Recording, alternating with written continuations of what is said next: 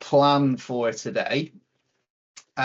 So as always, we'll update you on what we're doing with TED, some of our latest toolkits and some tweaks we've made to the website, which some of the eagle-eyed amongst you might have already noticed. But our main focus today is going to be on TED communications. So we are going to be having a bit of a discussion around how different organisations are communicating with their teams, maybe about TED, thinking of the different stakeholders you might want to communicate with. So I know when Sam and I have our meetings with you, we often discuss things like how can you communicate TED's benefits to your director so you can get their buy-in, or how can you communicate it to teams in different areas across your organization, because quite often there isn't necessarily a one-size-fits-all way to do this, and it might be slightly different approaches we use for different audiences. So what we're going to do today is I'll share a little bit of what we do at Lancs Teaching, but please do share what you do, share your ideas, let us know how you've been reaching out to different teams, what's been successful, what's generated uptake in things like your team leader training or interest in TED, and share your ideas that others may wish to use and to build on as well. What we're also going to look at in our collaborative discussion, we'll look at some of the different approaches we might want to use, and how we can share resources as a collaborative as well. So we're going to revisit something we talked about quite a while ago, is our TED Hub resource, and we really want to try and reinvigorate that. So I'm really keen for your input on what you would like that to be, how we can all contribute to it, and how it can really help us in the work that we do in sort of spreading that message about team engagement and support across our organisations. And last but not least, we will signpost you to upcoming events. We've lots planned this year, so it's always good to have you coming along to our events. As always, when we do our quarterly deep dives, we check back in on our collaborative agreement.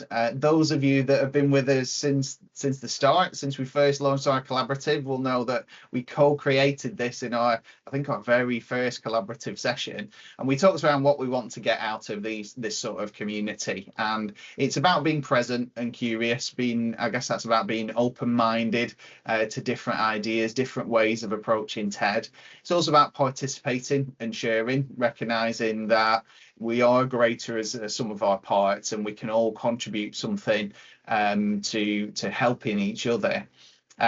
These sessions are about listening actively and respecting different views and opinions, but please do give your inputs, be creative, be solutions focused, and what we really want to do with these sorts of sessions is really generate those ideas in your mind, get you thinking, and to sort of share different ways that you might have approached TED with your different teams across your organisation.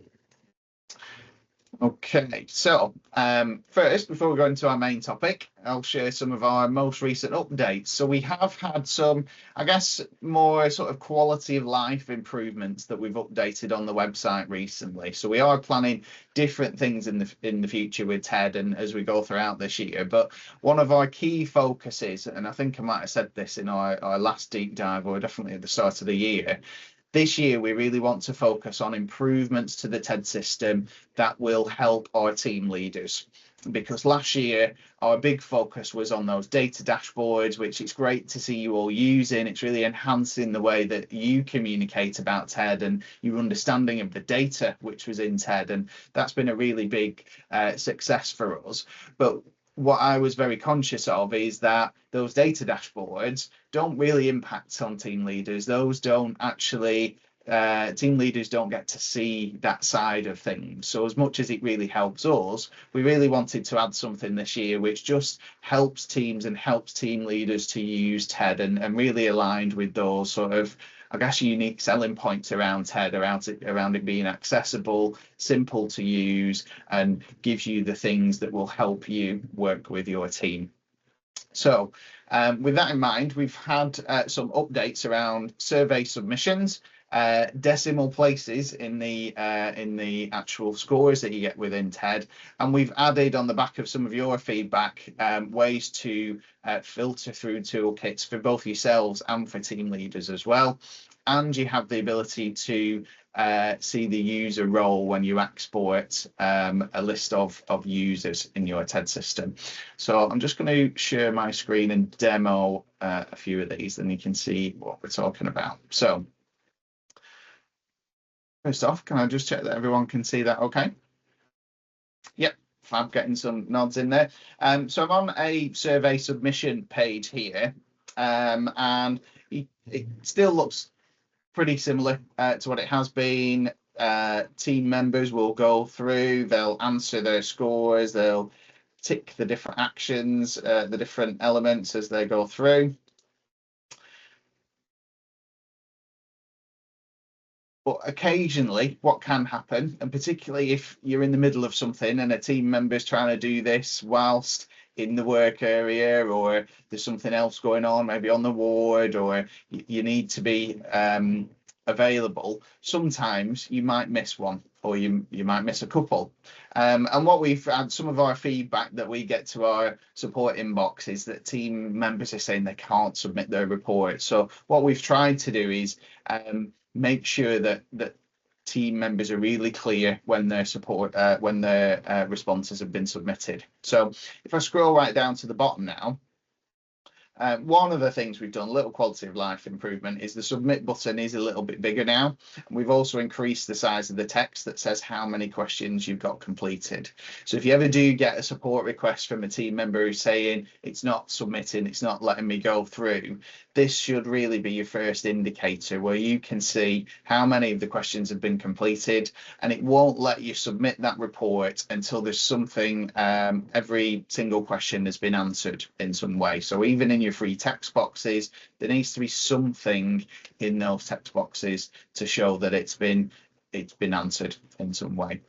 If I click submit at this point, this is one of our new features, it will now take that team member to the first question that's not been filled in.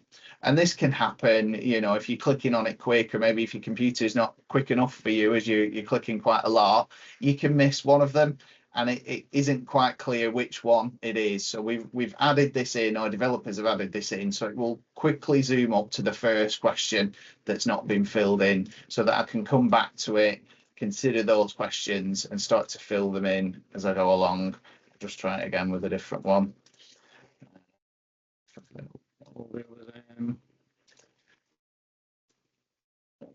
There we go, and it will just zoom back up to that one that I've not completed and put that in. Okay, once I've filled in everything, as always, there we can see now that 31 out of 31 questions have been completed. And if I click submit, oh, it's gone on to expired for that one because I'm on my test database, but it will bring up a screen showing that your survey has now been submitted. So hopefully this will help our users be clear that their survey is submitted, and it will also hopefully help team leaders who are getting those bits of feedback saying, oh, I'm not quite sure why it's not going through, or I'm not sure if it's submitted or not.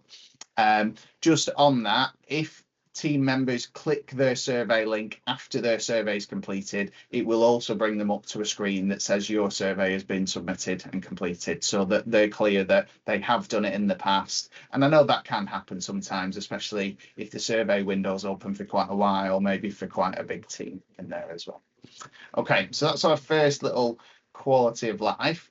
Next up, if I come to the dashboard, and I come into, as my pharmacy technician's example, the next thing some of you might have noticed, I think a few of you have mentioned it to me, recently, earlier on in the year, we did get a few queries from some teams who noted that when your scores lie on the threshold, sometimes they might appear in different colours on the report.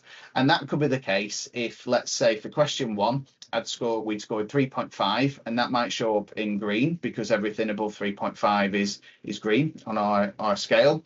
But then further down your survey, you might find that another question also scores 3.5 but is showing amber. And that was happening in sort of edge cases, not very often, but when teams saw that, it did raise a few questions as to why are we getting a different traffic light on there.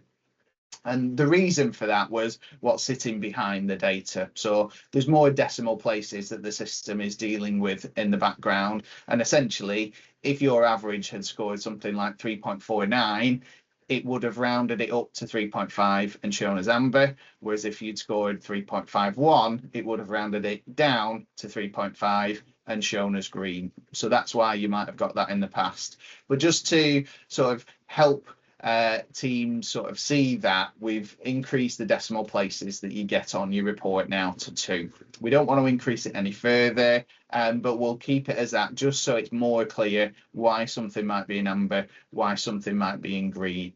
And something else which we will be putting on the survey screen in one of our next updates is a little explanation that just explains what represents a green, what represents an amber, and what represents a red as well in your scores, just so it's super clear to teams where those thresholds lie, and it can help them interpret the report. And I think especially for teams who are maybe doing a follow-up report and are seeing those changes, it can help to be motivating to see where those boundaries are. If you're aiming for a green next time you do TED, what do we want to get to?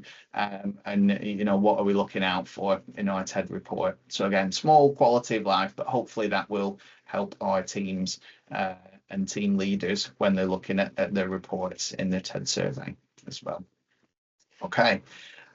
Next update, again, one which I think a few of you might have noticed, and something that we want to give you the credit for, because this was an idea that came up, I think, in our previous quarterly deep dive, where we talked about improvements that could be added to the system.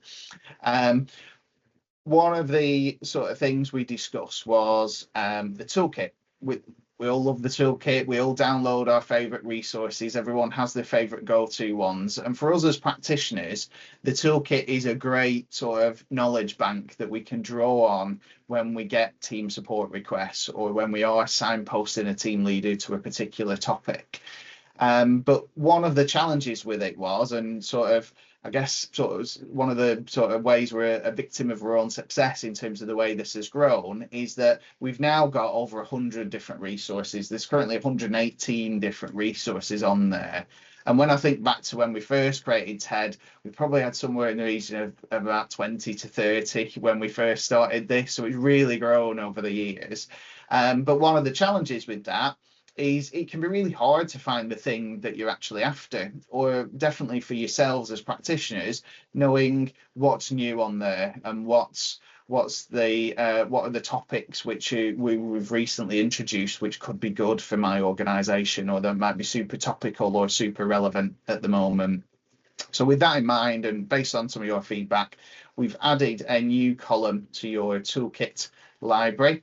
And whilst the search still sits there, you can still search for a specific topic. If you're looking for the latest toolkits that we've got in there, what you can do on this screen is, if you click the little arrows next to upload date, if you click it twice, it will bring the latest ones to the top of there. So for those of you, perhaps those of you that maybe been using TED for a number of years, knowing which resources have been added since you first looked through the toolkit library can be really helpful. And we'd encourage you to look through this periodically, look at what's new. We're adding things on there every month, I think. And when we look at this, we can see some of our latest resources, which I'll show you in a minute, but I think we've got sort of 8 or 9 that we've added in 2025. And if let's increase this to 100. If I scroll down, we can see there's absolutely loads there that we added in 2024 in there, and then much more in 2023. So you can see that there's new and updated resources in there that are getting put on there all the time. And again, another big thanks to you in our collaborative, because you really help to influence the types of toolkits that we put in here and the topics that we look to address with this. And with a lot of our toolkits, we've worked with some of you from the collaborative to sort of co-create things that would be useful for our team. So really do want want to encourage you to keep doing that, keep giving us feedback, either on the existing resources that are on there and how we can improve them, or on new resources that can help to fill out that toolkit and meet the needs of team leaders and the challenges that they face today, so we can keep it super relevant for them. At the top here, some of our most recent ones you'll see here. So we've recently added a Making a Difference template, some on culture conversations around sexual safety, horizon scanning topics. Some of these you'll know from if you've attended any of our lunch and learns this year. Some of them I've showcased at those, but I'll just give you a quick sneak peek at those, but you're more than welcome to go and have a look at them. They're now on the system. So our first one is one that I developed along with our culture lead at Lancs Teaching Hospitals. And this is around a programme that we're running around sort of awareness around sexual safety and how to have those sorts of culture conversations in your teams. It can be quite a tricky topic, and one that team leaders might be reluctant to address with the team or not know where to start. So we really wanted to create something that helped to guide a team leader on what are the sorts of questions that I can ask to sort of open this and try and make it a safe space to be able to talk around some of these tricky topics. So what we've done here is we've made a step-by-step guide. We've linked it to a YouTube scenario video from NHS England Northwest, and we've given some steps to help team leaders have those conversations on those topics which teams might experience out there in the workplace, so it can help them to address some of these topics. So that's our first one. Next one. This is one we've had on the website for a while. So we've had this Making a Difference exercise. It's one actually Lindsay and I were talking about earlier on this week about a team that we're working with next week. But what this team wanted to do was think around how can we give each other that recognition, but also recognise the input that each other gives. And as part of this, it's around having that conversation around where are we all adding value to our team? What are the things we really want to celebrate? So it's a great review and celebrate success resource.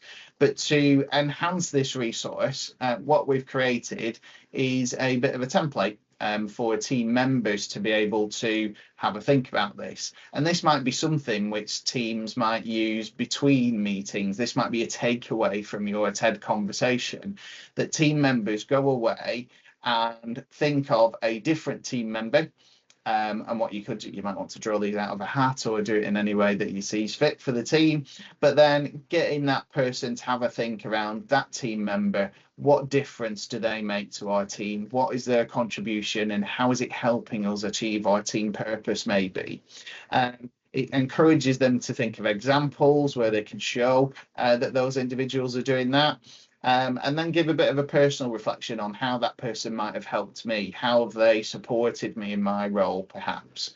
There's also an opportunity to add a photo or a drawing if anyone's particularly created in there. And if you want to, you can name check that as well. You don't need to be anonymous, but it's there for teams to use in a way that might help them. And really, this is just sort of condensing that making a difference activity and making it into a way where you can give it something for team members to take away and to sort of support that review and celebrate success element within TED. Next couple, I'm not dwelling on these too much because I did share these in some of our most recent lunch and learns. You can view those on our YouTube channel if you want to go back and recap on those. But we created one earlier this year on horizon scanning, and this is really helping teams think sometimes around problems that they might get stuck on, particularly when we think of it at a ground level, when we're focused on the day-to-day. And I think this can often be a challenge for NHS teams, that we're so busy, we're really focused on what's happening day-to-day, and that it can be difficult sometimes to think how what we do day-to-day fits in with our wider projects and our longer term things that we want to achieve. And how does that fit in with broader areas of responsibility that we have in our service unit? Or maybe how does it fit in with goals that we have in our departments, maybe our staff survey goals, things like that. And then even broader than that, we can start to link it to our corporate vision, the purpose and principles behind our organization, or of our team, if we want to look at it that way. So this activity is designed to help teams think about those different levels of horizon scanning. I often think of it as zooming in and zooming out, and often being able to zoom out every now and again helps you to gain more perspective on what those day-to-day operations are, and particularly when teams feel really stretched, it helps you be able to prioritize the day-to-day things which make the biggest impact and align most closely with your overall goals and objectives that you want to achieve as a team. And then last but not least, this is one of a few resources actually that we discussed in our lunch and learn around team resilience. And this one is just some top tips to help team leaders and teams think around how can we build resilience in our teams. And I think lots of teams do find the resilience challenged at the moment when we talk around things like stretched resources or around uncertainty on the horizon. So I think taking actions to be able to build resilience in your team helps teams be more equipped for whatever challenges or whatever changes might be on the horizon. So again, something which is really useful, and we've already shared it with a couple of teams who've been using it. So really good to see that. So again, thank you to everyone who's contributed to that. It's not just us who create these things. Your input really does help us with a lot of these resources. Fab. Okay. Any questions about any of those before I move on to our main content? Hi, Lee. Hi, Lee. Hi, Sam. So yeah, I think I just made a couple of comments, but Helen had an idea for a resource. I don't know whether, Helen, you could just come in and we could maybe have a quick chat across, and anybody could put any ideas or come back in as well.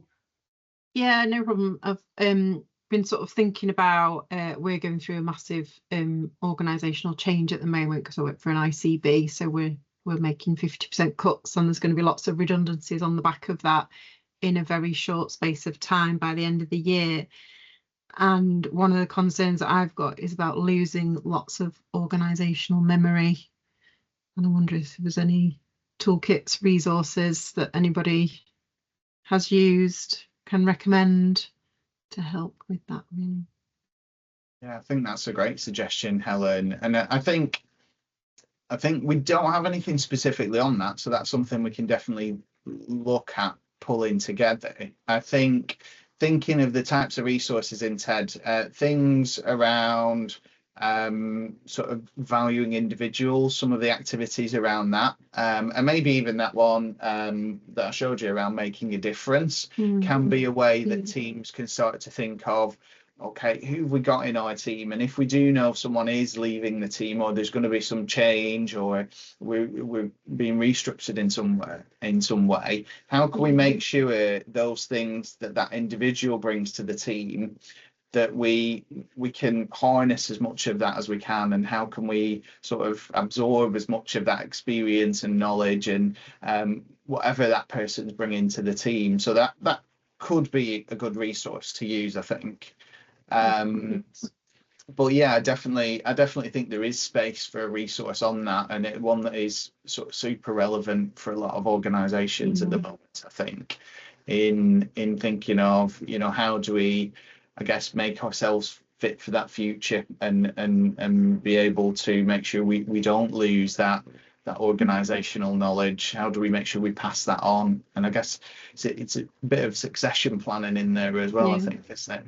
Yeah, definitely. I'm just thinking it could be a resource that just gives lots of ideas, so more like a top tips one than a specific one, because it's going to be so different depending on the role. Yeah, and I'm definitely. wondering if it's tips as well, such as one of the things, so people might do handovers or might not, but one of the things we use a lot in our team is recorded team meetings as well. So where you could maybe, because sometimes getting someone to write everything out might be really tricky, but actually a recorded team meeting that you could then save on the files with maybe details in, I think that's like another good tool as well, because not everybody is able to write things out and you know and structure things into a document if they are leaving and things like that. So that could be another different way of capturing organizational knowledge during change, especially if people are like leaving, or you know, if there are some, even just identifying who are your critical knowledge holders in the team and things like that. Just a suggestion off the top of my head. Thank you. Any other thoughts from anybody else on that topic? Megan, would you like to go in? Hi, yes.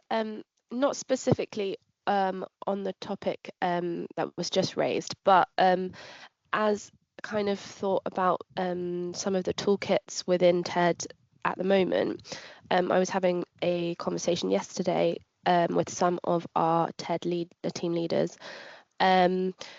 They were asking about how to kind of, there's a lot in TED about team meetings or organizing spaces for teams to come together and have a discussion or a conversation about whatever the topic is that they want to focus on, whether it's team purpose or communication. There's lots of kind of instances of how we're going to come together and discuss that. And I think something that's quite common across a lot of teams I speak to is that they find it very difficult to find the time to get everyone in the same room, or even sometimes a lot of teams will have people working on different not available because of different non-working days. Flexible working kind of becomes a little bit of a problem for actually getting everyone in the same room or the same meeting.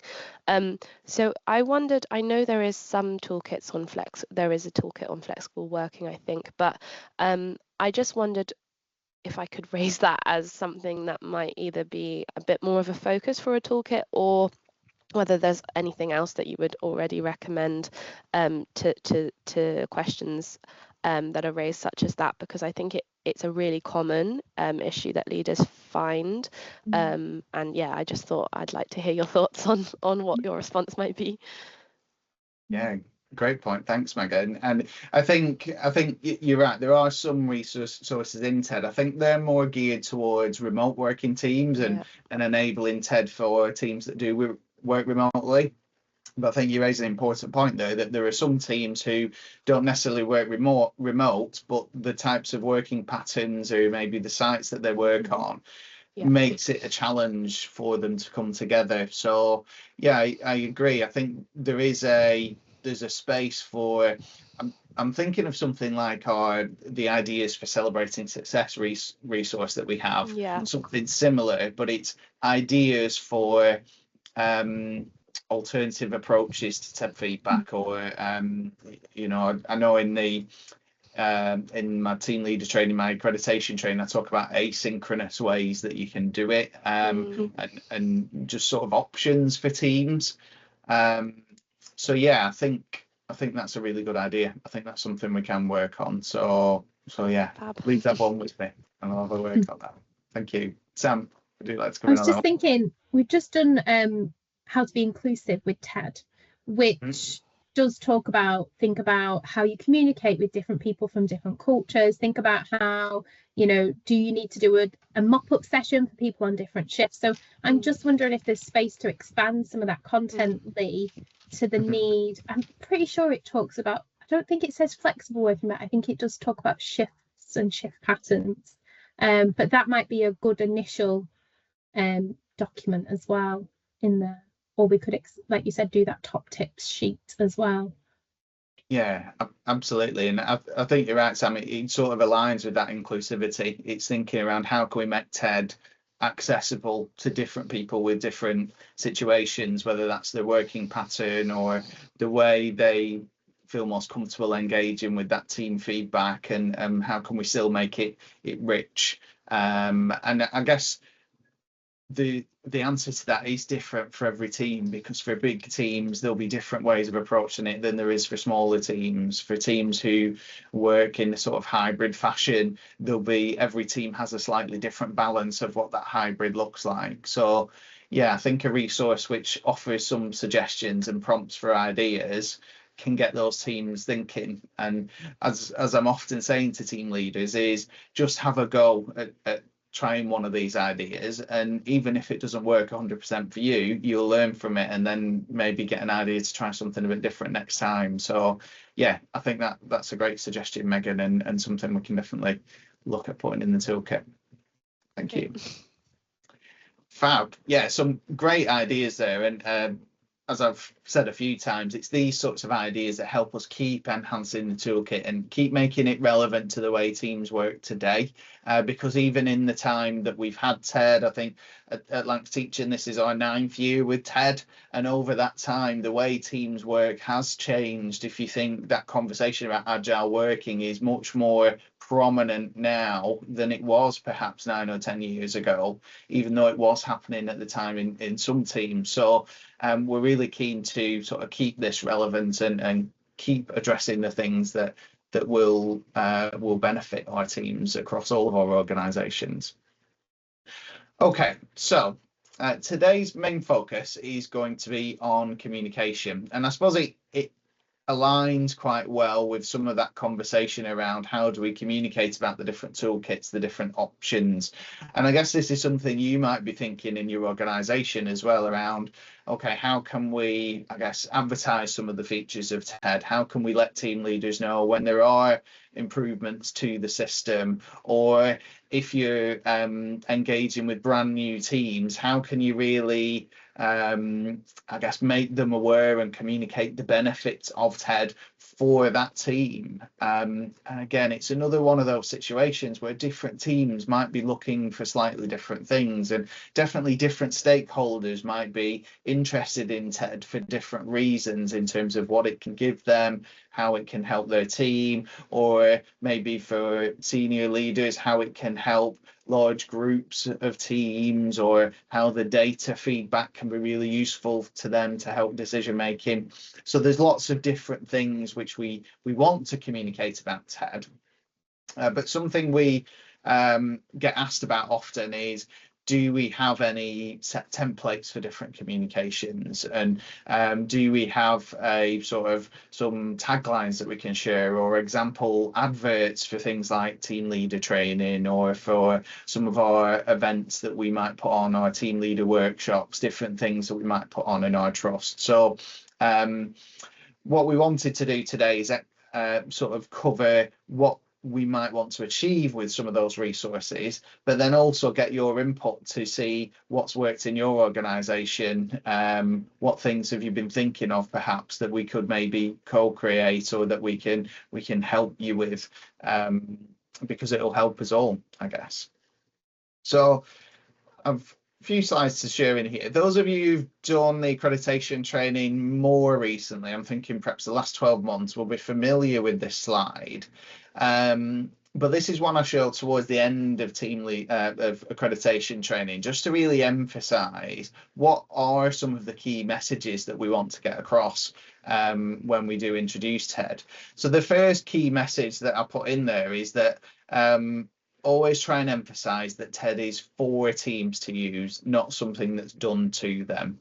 And I think this one is particularly important when you're perhaps new to TED, when you're newly launching this in your organization, because what we've never wanted TED to be perceived as is something that is a performance measure. It's not there to shine the microscope on a team and sort of highlight where there are issues. It's something that can do that, but the idea is if it does highlight issues, it's for the team to take ownership of, and it's to help the team. It's not there that's something to sort of judge a team on. So this idea that TED is for teams to use, not something that's done to them, is really important. And I think when you're setting out, if you take that approach and aim to target TED at teams who are perhaps already those engaged teams, as well as the teams who might be struggling, then that helps to get that message across that TED is something that can be for any team, that any team can start to use in the way that feels appropriate for them. Next one that I put on here is that TED is for team members to give feedback to each other and take shared responsibility for working together. So I think from the outset, and this is something we want our team leaders to be saying when they talk to the teams, what we want to present TED as is a mechanism for creating shared accountability and shared responsibility, and also be really clear around where that feedback is going. So as much as the organisation data does help us with our support and perhaps some of the interventions we might have, the core purpose of TED is about teams feeding back to each other. So where we have something like staff survey, which sits apart from TED, and that's people's mechanism for feeding back to the organisation and influencing that bigger picture, TED sort of fills that gap at a local level by giving teams that opportunity to feed back to their immediate community that they've got around them, to their team leader, to their team. But it's important to also make it clear that the things that come out of the TED, it's our responsibility to be able to work on, to recognise the things that are great, but also to be able to be part of any changes that we decide to make. And I think getting that message right early on in a team's TED journey helps them use it in a way that it's intended to, really, in a way that can really help them. Next one is that TED is a continuous improvement approach, not a one-off intervention. Again, I think this is really important to get that message out, perhaps when people are coming on team leader training, that the intention with TED is never just to do a one-off. And whilst doing your first TED can really help a team because it helps to move some of the unknowns into the known space, it helps to provoke those conversations around the things that matter to you most. The real benefits that we see most teams have with TED is when they come back to do their second, their third, their fourth TED. And over time, the intention is they'll get incrementally better each time a team revisits the TED cycle. And I think this message is also a good one to sometimes manage the expectations of teams and team leaders, because I think sometimes where TED can fall down is if a team sets goals or targets that might be a little bit too ambitious, and then they start to feel that they've not achieved it when it comes to redoing TED. So if you take this view from the start that your first TED is your baseline and you can make some incremental improvements, it isn't that magic wand. It's not going to solve all your problems overnight, but what it can do is help you understand any challenges, problems you might have. It helps you understand your strengths and opportunities to build on, and then it helps set you in the right direction. And teams can be confident knowing that we're going to revisit this at some point in the future, so that if need be, we can change that direction. We can change anything that we've tried and maybe didn't work in the way we intended it to. And I think that continuous improvement approach adds that extra bit of confidence and security to teams who are going through TED. Final one, and I think this sort of aligns with a lot of the others in there, but TED's aim is to empower teams to take control of their own engagement. One of the big drivers when we first created TED was to create something which meant that teams didn't need to come for external support to work on their engagement. We wanted every team to feel that they can make a difference on their engagement, and we wanted to give them the tools and the information, advice, so that they can decide what's right for them. So the idea is it can maximize the reach of the engagement support that we might be giving our teams and our organizations by empowering them to take control of that.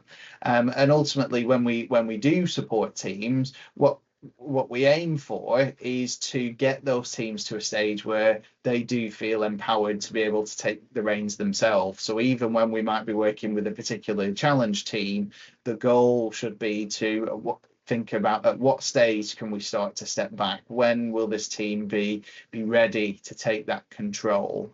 But also be safe in the knowledge that we're there as a support to provide advice and guidance on how they can keep that momentum going.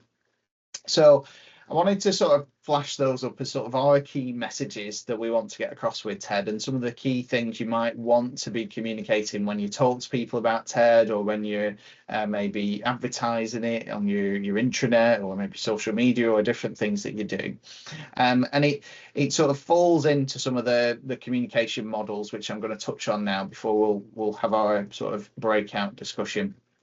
So the first one that I wanted to introduce, and I'm sure a lot of you will be aware of this book. You might have heard of Simon Sinek, who's quite a famous motivational speaker now. He's got lots of books out, but the book that sort of launched his career was on the back of a TED talk, the other TED, not us, but he talks around this idea of start with why. Whenever you're trying to get a message across, whether you're a company that's trying to pitch your idea or to communicate with the customer, or whether you're an organization trying to think of its purpose, the idea of starting with why and thinking around what is that driving purpose that should underpin everything that we do. He talks about this golden circle of why, how, and what. And I guess it aligns with that idea of a golden thread that comes throughout an organization. So when we think about this in TED terms, I think a lot of our TED resources, particularly around team purpose, do align with this way of thinking. But I wanted to introduce this today as a way of thinking about the communication that we have with TED. And when I thought about this, I thought around how can we put TED's message into this framework? So how can we talk about the why, then the how, and then the what it does? So given that we're trying to embrace AI in the way that we do TED, I thought I'd ask Copilot and see what it comes up with. So I put in a bit of information about TED. I put in what I normally say to perhaps organizations when they're asking about TED, and what perhaps Sam and I might have in a bit of our sales pitch when we're first talking to a new customer about TED. And this is what Copilot came up with. So it says, in terms of the why, we believe that empowered teams are the foundation of a thriving organization. TED exists to give every team member a voice and every team leader the tools to create meaningful, high-impact conversations that drive engagement, satisfaction, and performance. And I think that's great. It's summed up in a nutshell why we're doing this. So yeah, really impressed with that one. Next one, we think about the how. So when we think about how, TED provides a structured, research-informed toolkit and a survey that enables teams to reflect, identify areas for improvement, and co-create solutions. It builds leadership capability, fosters psychological safety, and embeds a culture of continuous improvement. So yeah, great. We've got the why. Now we know how it does that, how it intends to achieve that why. And then if we ask the what, Copilot has suggested. Oh, here we go. TED is a digital tool and a resource suite that measures 8 core factors of team engagement and effectiveness. It includes a 10-minute survey. I suppose you could say it's 5 to 10 minutes. It depends how long people take on it. But it gives you instant feedback reports. So it gives you that real-time feedback and over 100 practical resources to support team development. It's simple, flexible, and designed for real-world use by team leaders. So I don't know, how do people feel about those things? Does that resonate with what you see TED as? Does that sum it up? Has Copilot got it right? I don't know, Sam, I know this is the first time you've seen this as well. Do you think it reflects what we say about TED? I think it does when we talk about TED. I just think there's a space to link patience in there for me. If I was talking to our execs to get their buy-in. Yeah, I totally agree. And that's one of the things I thought when I looked at this. I think it's pulled out what's the ethos of TED, but it's perhaps missed some of the points around actually what are the practical benefits from a team leader's perspective. And whilst a lot of what it said in those 3 statements there might be really good for our sort of initial bit of introduction to what TED is, actually it's probably, if you said all that to a team leader, they'd probably feel that, oh, it sounds too complicated for me. It's not, you know, it sounds really nice and snazzy, but it's not for me. It doesn't fit what we do. But what I think this approach does is I think it sets it out in a way that gives good structure to how we communicate. Because if we came straight in with the what and we described TED to a team, or even our directors who are looking to invest in TED, if we describe TED as a digital tool and resource suite that gives teams a survey to work on engagement and feedback reports, it's sort of missing the point as to actually, okay, that's the sort of means to the end, but what are we actually trying to address? What does it really do? And I think starting with that why does help you think around, actually it's about empowering teams, because we know engaged teams perform better and that helps our organizations. What I did on the back of that was ask AI, how can we make this more relevant to the needs of a clinical team in an NHS organisation? And this is the ideas that it gave us. Oh, I think we've got a bit of a speech bubble up here. So what this asks, there we go. So how do we use this to help our team leaders? So what AI suggested here is start with your why. So it said at TED, but we could describe TED. The ethos of TED is that we believe when teams are empowered to shape their own experience, they thrive, and so does the organisation. That's why we created simple evidence-based tools that help teams reflect, talk, and take action together, building trust, clarity, and shared purpose.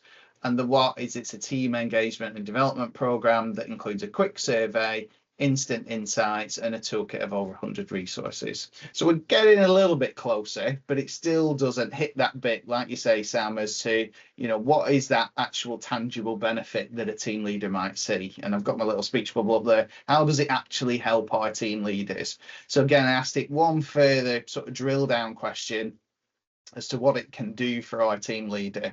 And when we're communicating to a team leader about TED, this might be a more appropriate way to describe it. So for why, we talk around what's important to them as a team leader. We think about that particular person, that stakeholder, that team's context, and we describe it in a way which really aligns with what their personal values are. In our icebreaker activity today, you all suggested reasons for why you do the roles that you do. And I think you can do a similar thing when you talk to team leaders about this. So here it says, you became a team leader to make a difference for your patients and for your team. But with limited time, stretched resources, and constant pressure, it's hard to find the space to support your team in the way you want to. TED helps you to do just that without adding to your workload. So I think initially, just by describing that why, these are the things that are important to a team leader, knowing that it can help them with the challenges that are really relevant to them, things like limited time, stretched resources, constant pressures. Knowing that TED is something that can help with that can really help to get them on board in the first instance. We then go on to describe the what. So here we go. AI has suggested TED gives you a simple, structured way to check in with your team. You can understand what's working and identify what needs to change, all with under 10 minutes needed from your team members. It's not another task, it's a tool to make your job easier and your team stronger. So again, it's really keeping the needs of that particular person at the heart of that response that it's giving. So I like this much better than that original sort of summary that AI was giving us. And then finally, we come to the what. And the suggestion here, oh, if it'll come up, there we go. TED is a digital tool and resource kit that helps you lead better conversations, boost morale, and improve how your team works together. Even when you're short on time, it gives you instant feedback and practical tools to take action right away. So I think that puts it in much better terms that a team leader can resonate with much more. It links it to their key priorities and the things which will help them on a day-to-day basis. And I think this really is a good approach to take when we do this. I don't know, what are other people's thoughts on that? How does that sound to you when you hear those sorts of things? I think Kim's got a good point. Do you want to come in, Kim, if you can? Okay. Yeah, I think those three are really, really helpful. But I think we still need to sell what are the benefits. So although that's the model from Simon Sinek, what's stopping us adding in there a so what circle? Yes. Yeah. And Totally then agree we with can that. bring in then the benefits to the patients, the staff, you know, and everything else obviously that TED supports. So for me, I was thinking, well, you know, just by applying that so what sort of circle in there, that might actually help in terms of that selling. Great idea. Yeah, I think again, sort of building on those tangible benefits. And this is where I guess things like maybe case studies and examples from other teams can really help to get that point across, because what these three statements do is they set out what TED is and why it exists, how it works. But you're absolutely right. The sort of real thing that team leaders and decision makers in your organization want to see is actually what is the actual impact it's going to have, what are the tangible things that I can then hang my hat on to say, yeah, TED changed this for me. Or you know, so at an organization level it might be things like improve staff engagement scores, improve retention, sickness absence, those sorts of things that it might link to. But from a team's perspective, it might be things like improved collaboration, more innovative ideas from the team, more team resilience, those sorts of things. And from case studies that you might have, or some of the case studies we have, you might even have even more tangible sort of evidence of maybe the cost savings that a team has made, or the engagement improvements that a team has seen over time when they've used TED. So yeah, I think that would be a great way to enhance this. Any more in the chat, Sam? There's quite a few things coming through. I think other people are just describing that they think it's good, or so Kayla, come on in. You've mentioned they seem useful for introducing TED. Yeah, I was just wondering if it would be worth including in there as well around the fact that it's a framework for continuous improvement and for embedding collective leadership, but it maybe links to kind of what you were saying around outcomes as well. Yeah, I think that's good. And coming back to my earlier slide where a key message around TED, I think that continuous improvement point is a really important one to give. That I think it's a way of sometimes managing expectations with something like TED, that it's, you know, it's gonna help you incrementally improve, and if you keep engaging with it over time, it can help you get those improvements. So yeah, I definitely think there's a space for getting that across. Great point. Helen's had to jump off, but she's enjoyed the session so far. And the resources around the preserving org memory would be really useful. And I think that's definitely something as well in our trust too, with changes, and we've had some move arounds and things like that. So thank you so much, Helen. Have a great day, Helen. Yeah, thank you. So that's just one framework that you can think around when you're talking to team leaders about TED, or when you're maybe trying to encourage people to come onto your team leader programs. Think around getting those messages across around, first of all, the why. What is the why for that specific audience? What are they? What really aligns with what they need from it? But then you can start to describe the how and the what. And sometimes, I guess in some cases, that might be in your team leader training. That's when you go into that more detail around how TED can help a team with their stretched resources or the different competing pressures. You can go into that a little bit more as part of that. And then you can introduce things like, you know, it does this through a continuous improvement approach. It can have these tangible benefits that we've seen with other teams. So yeah, some good food for thought there, I think. And I was really impressed with what AI did there. And again, it shows an example of how its first suggestion might not be completely on the nose, but if we ask a couple of follow-up questions, it can help to drill down to something which we can really use. Okay. How we're doing for time, so about 12 o'clock. So I'm just going to introduce one more model, and then we'll have a short break before we have a conversation around what we're currently doing. How do we sort of meet those different needs of different stakeholders? So I wanted to sort of revisit a model I shared probably a couple of years ago now in one of our lunch and learns around different stages of that TED engagement. This is like a engagement funnel in terms of the different customers that we might have, and there'll be different points throughout a team's TED journey or their engagement with TED that you might need to consider slightly different types of messages. So the first stage up here would be around awareness. And what you want to do as you go throughout this funnel is, first of all, you're thinking around how can we make people aware of TED, aware of its benefits. And this is where you might be putting communications out there about that why, around, you know, what is it designed to do, and you know, what is the sort of ethos behind TED that piques people's interest and sort of brings them to you to get more information in there. The second stage then would be about informing them. So it's more the how does it do it?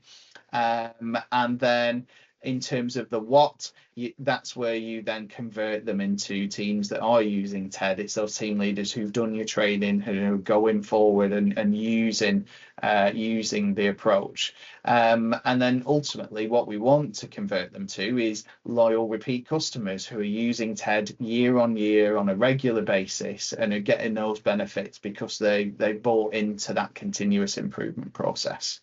So I just wanted to share some of the ideas from this model that align with the different stages of this. First things you might be doing is raising awareness. Those of you that are perhaps launching TED and it's quite new in your organization, you're likely to be at this stage. So things you might be considering is how you can put the message about TED out there in things like intranet articles, social media. You might have newsletters or e-newsletters, different things, and things we use in different capacities at Lancs Teaching as well. Once you've done that, it's likely you've piqued some interest, but then team leaders might be coming to you asking for a bit more information and thinking around those questions around how can it actually help my team, what is involved with it. So this is where you might be doing this through your team leader training. And we've talked in past events around different models for this. We're currently sort of in the process of our new enhanced team leader training as an alternative to the more fast track approach that we've offered in the past. So there are different ways you might want to consider this. And what I would say is think around what works for you, think around what fits your capacity to deliver these programs, but also think around who are the stakeholders that we're aiming this at. Are they going to benefit most from bite-sized sessions or longer sessions maybe? Would the e-learning help some of our stakeholders? What's going to help them to consider TED as something that will work for their team? Next stage on this model is then converting them. So regardless of what training mechanism we take, the goal for that should be to equip them with everything they need to be able to do their TED survey, to work on it with their team, to start to use it. And that's where we convert them from leaving that team leader training to sending out the survey, reviewing their action plan and having those team discussions. And things we might want to emphasize at this stage of the sort of funnel here is that we want to encourage team leaders to have a go. Emphasize, if it's the first time with TED, that it's about getting that baseline measure. And something I often say to team leaders in my team leader training is don't worry too much about those first results. I think sometimes that can be a big barrier for new team leaders to TED, that there's concerns around getting any reds on the survey or some really critical comments that they might not know how to deal with. So I'm always trying to reassure them that getting that feedback is the right thing to do, because once you understand it, you can then begin to work on it and take action around the things that matter to your team.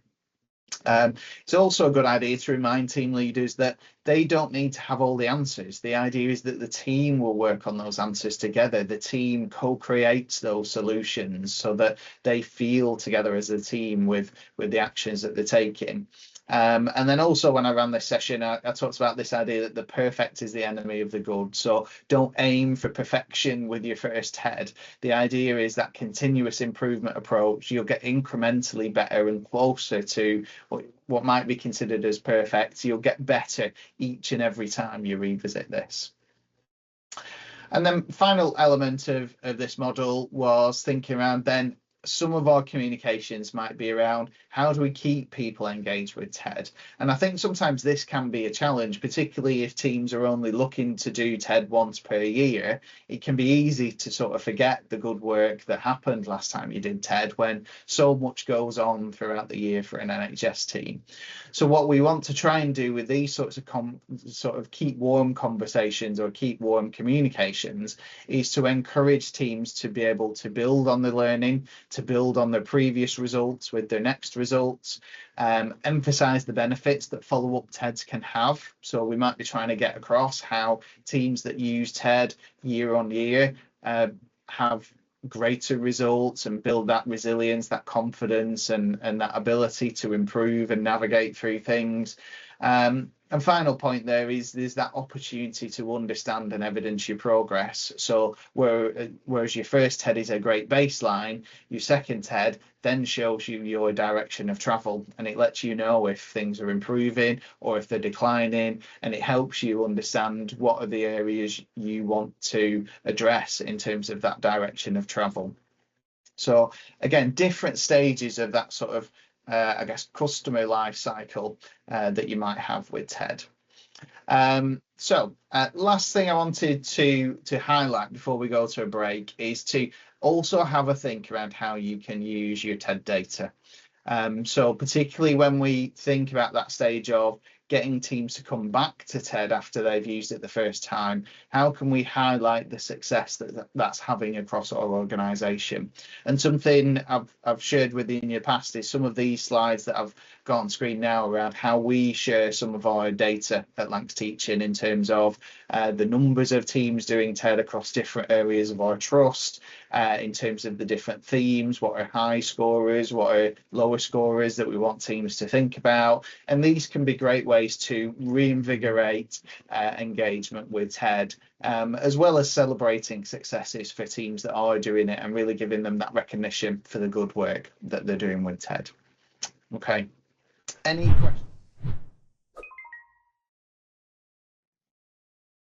Okay, so welcome back everyone. I just noticed something in chat from Ellie from East Kent. She's had to dip out, but Ellie's mentioned how they've just launched the MS Teams community channel for TED team leaders, and it's something that they're offering to people who've been trained up to use TED. So I know a few others of you have done a similar thing, so definitely some good food for thought in that. And when you listen to this back, Ellie, yeah, well done for launching that. I think that's a great thing and something we've used at Lancs Teaching as well. I think it is a good idea to try and bring your team leaders together and create that community where they can support each other.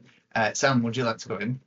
Just I'm going to put in one of Lindsay's comms that she puts in the Teams chat, in our Teams chat, in the channel now, because I just think every month when you write that little comment around who's done a TED this month, just thinking back to what you said earlier in the last couple of slides around that boosting, recognition, and things like that. So I don't know whether you've already planned to do this later, so I'm really sorry, Lee, if I've stolen your thunder.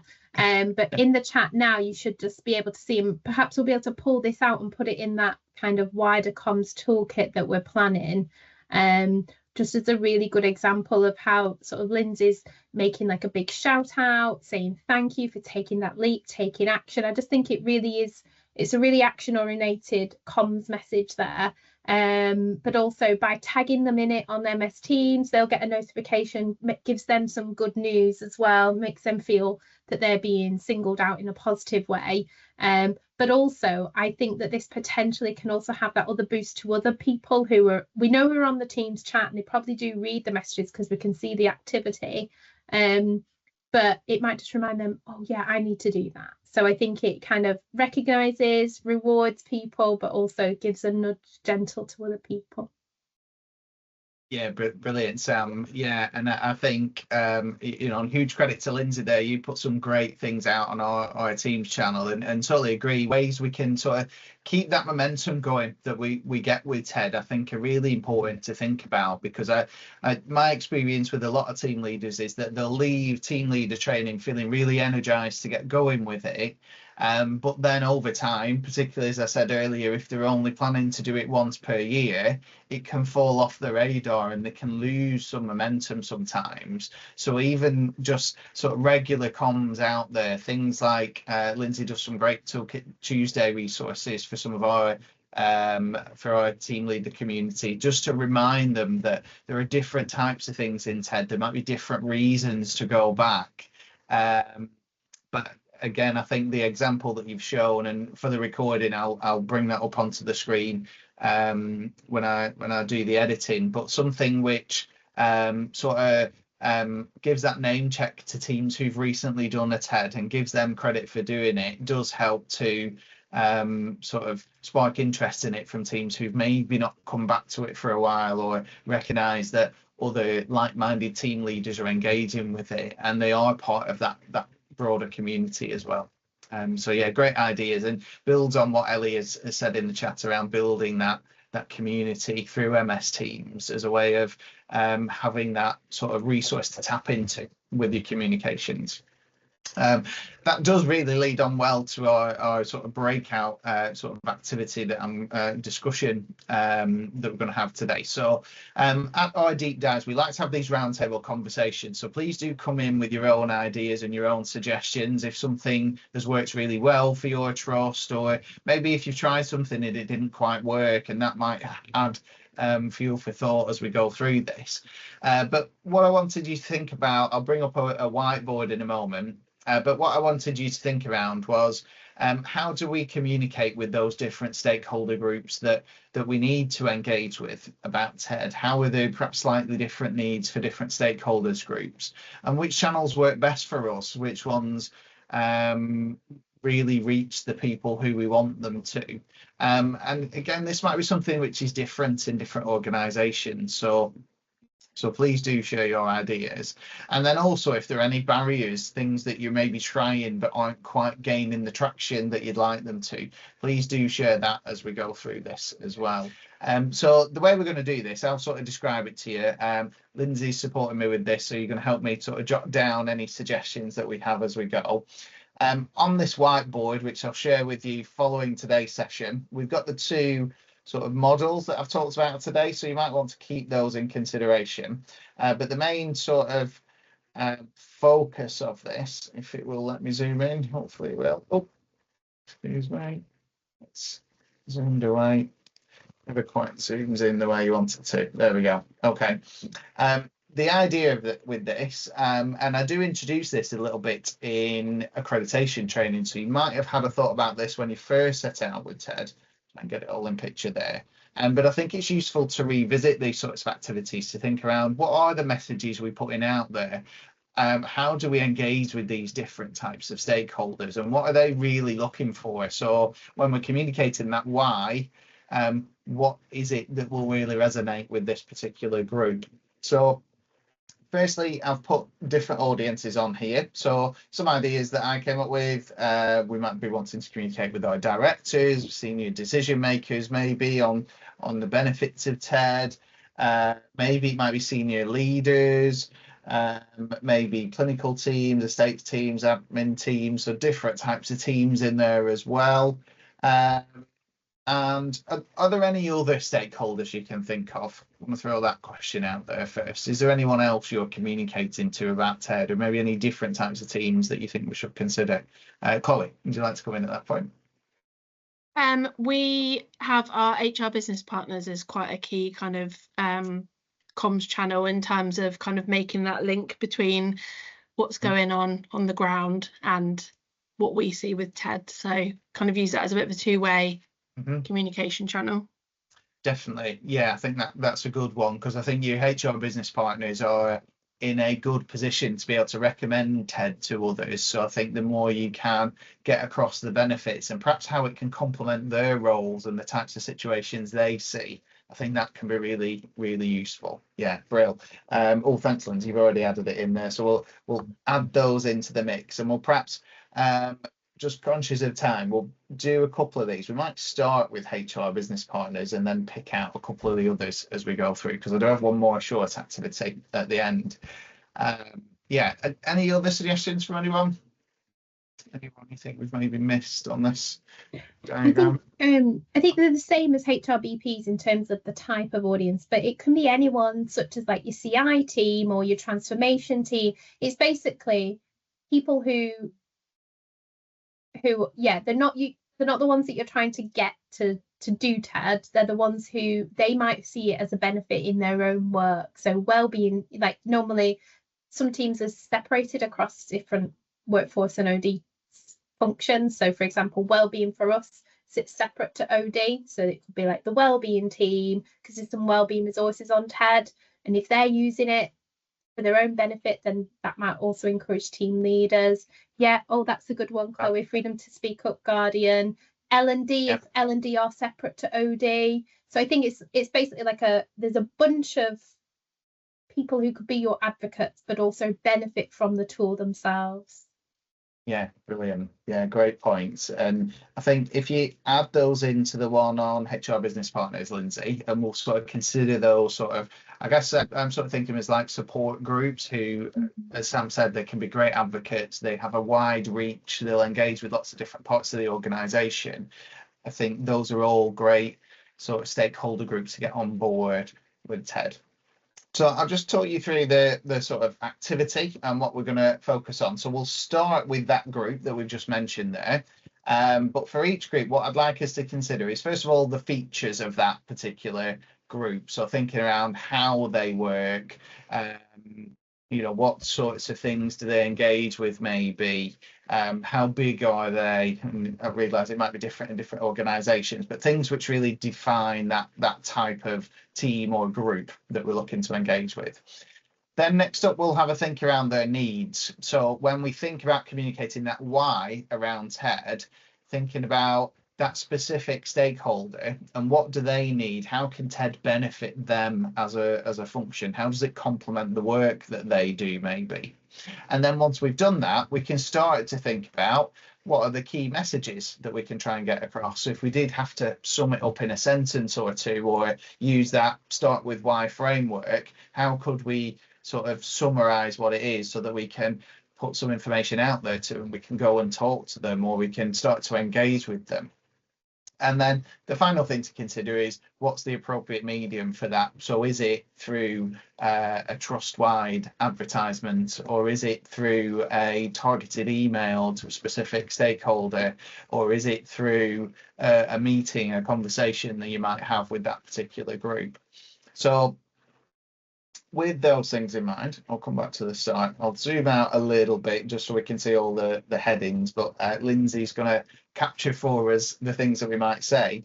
Thinking about those first groups that we mentioned there. So we're thinking about HRBPs, perhaps continuous improvement, maybe your L&D function or wellbeing teams, those sorts of other support teams, which are perhaps an extension of the work that you do. What are the types of features of those teams that are important to acknowledge? So any thoughts on that?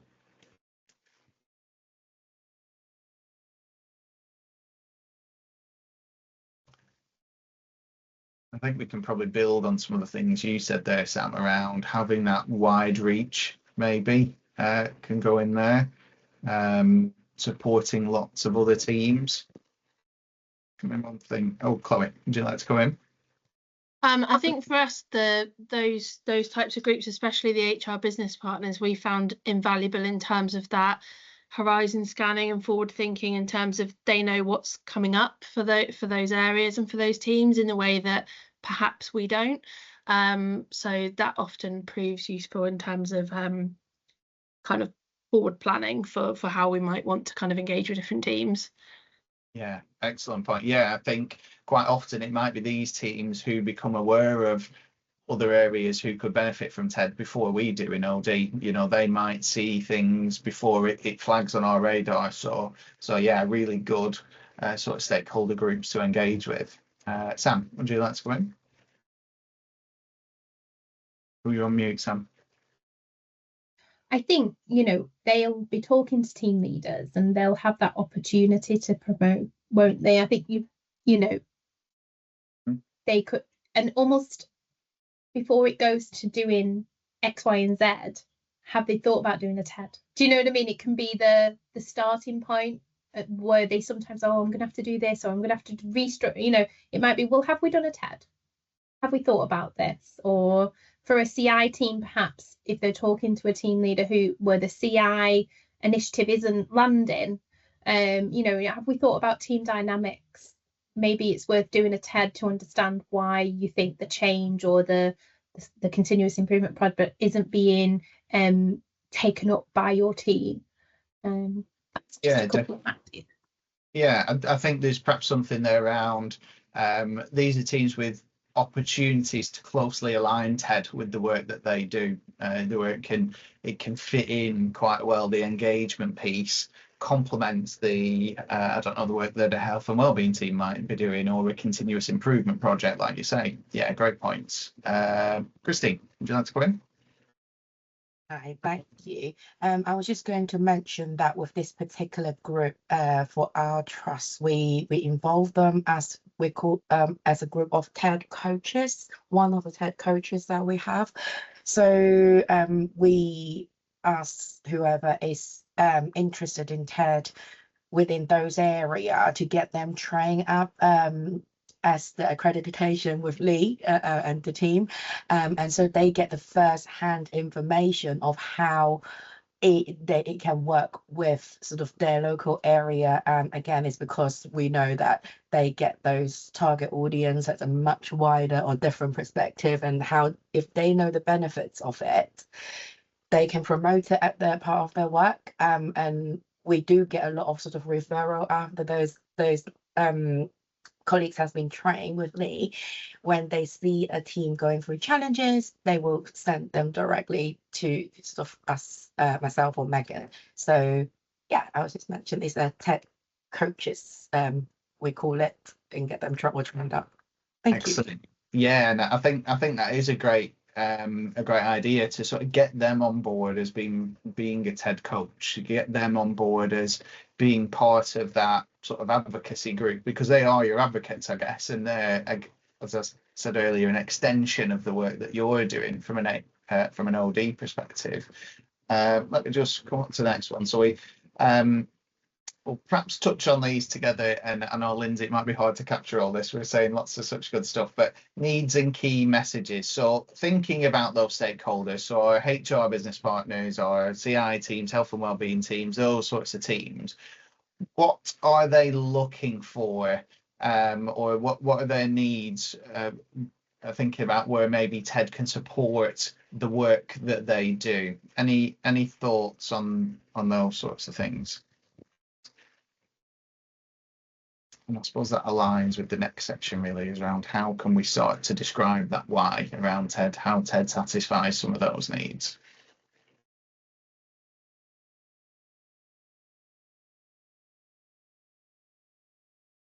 Well, see any in the chat? Oh, there's Chloe. Go on, Chloe. I think we found that when we kind of as Christine said, kind of got the HR business partners in particular kind of more aware of the TED tool, kind of things started to emerge more and more, and they could see more opportunities where TED could give that insight. So things like the risk register and things like that, where maybe teams are struggling to recruit for certain roles and they want to get to the bottom of maybe why they've had this pattern for so long. They can start to kind of think more creatively about ways that TED could help with things like that. So I think kind of just sharing more examples with them of ways that teams have used TED has been useful for them then kind of being even more creative with other ways in which they think it could be beneficial. So yeah, great suggestion. I think from that HR perspective, definitely, I think we mentioned earlier, they might be the ones who are seeing teams who could benefit from TED most, but yeah, thinking about it from their own team's perspective as well, how could they use TED to sort of help them think around, you know, how can we encourage innovative ideas in our team around how we might address problems we might have, how can it really help us as a team work. So yeah, I think with all of these teams, it's important to remember how, as much as we want them to be advocates for others, they can see direct benefits themselves if they did TED, which can help them become advocates because they've got that first-hand experience. So yeah, excellent point. Okay.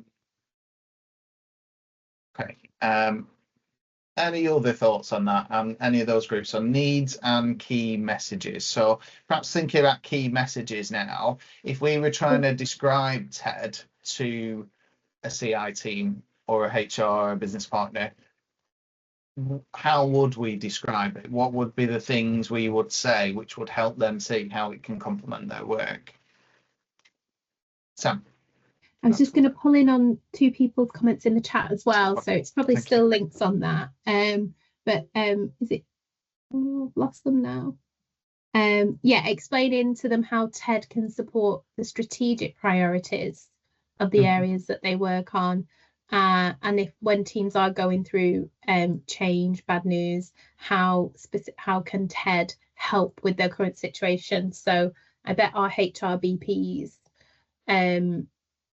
might benefit from some of those resources. Maybe even, I know we're having an incredible amount of change going on at the moment. So even just maybe pulling out some of those resources that might support change conversations to give them to the HR BPs to say, I know you're going through, you know, you're doing a big org change piece at the moment. Here's some resources to have to hand that maybe when you're in firefighting mode, that could be something they could give to team leaders initially, so they're giving something away when they don't maybe have the time to have all the conversations, and it might be that those team leaders will go off then and deal with that themselves, and frees up their time a little bit.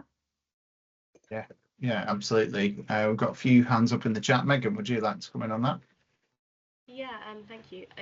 I think for me, the main thing I think is quite useful for talking about the key message of TED is that it's something that can sustain change over time, and it's continuous. So it's sort of one of those ones that kind of you have to build on over time, but actually I think lots of times people are looking for something that will help them to kind of, how do I keep this momentum going? If a good session is ran and you feel really energized from it, that's great, but how do I keep that momentum in my team? So I think that's one of the biggest benefits for TED in terms of the team leaders, because it gives them a cycle process around the surveys to kind of keep a structure going of how they're going to maintain the changes they want to implement. Yeah, great point, Megan. Thank you. And I think thinking about it that through that lens makes me think around HR business partners and how they might be working with a team who's maybe challenged or got some challenges at the moment. They can use TED as part of the work they're doing, but then as we do, then more confidently start to step back, knowing that TED is giving them that structure so that they're not just going to come back on your radar once you step away.